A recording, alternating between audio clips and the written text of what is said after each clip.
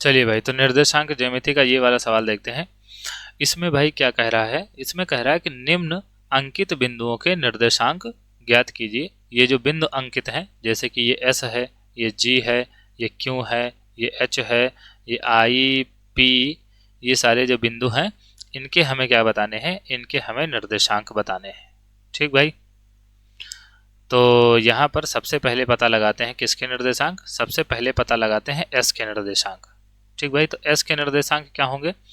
अब अगर आप ध्यान से देखें तो मैंने कहा था कि निर्देशांक अगर आपको पता लगाना हो तो जिस बिंदु पर खड़े हैं वहां से एक्स की तरफ देखिए और वहां से आप वाई की तरफ देखिए।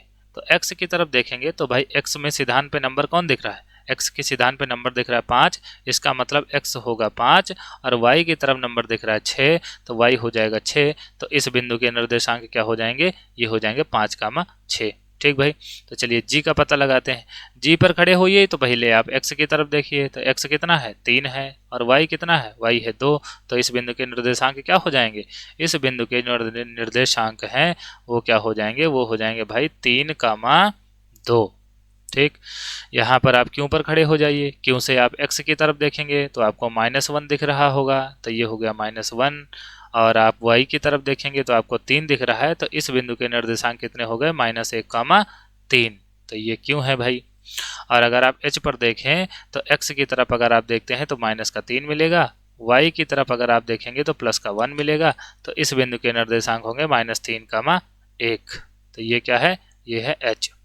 ठीक भाई, और अगर n की बात करें, ये n है, तो n से अगर आप x की तरफ देखेंगे तो आपको -1 दिखेगा, y की तरफ अगर आप देखेंगे तो भी आपको -1 दिखेगा। तो यहाँ से n के निर्देशांक क्या हो गए, n के निर्देशांक होंगे -1, ठीक भाई। i के लिए आप देखिए, पहले आप x की तरफ देखेंगे तो +3 दिखा, y की तरफ देखा तो -2 दिखा। तो इस बिंदु के निर्देशांक क्या हो गए, ये हो गए 3, -2। ये कौन सा बिंदु है, ये है बिंदु आई। और अगर P के लिए आप देखें तो x की तरफ देखेंगे तो आपको नंबर दिख रहा होगा +4, और y की तरफ देखेंगे तो -6। तो बिंदु के निर्देशांक क्या हो जाएंगे, 4, -6। तो ये क्या है, ये है P।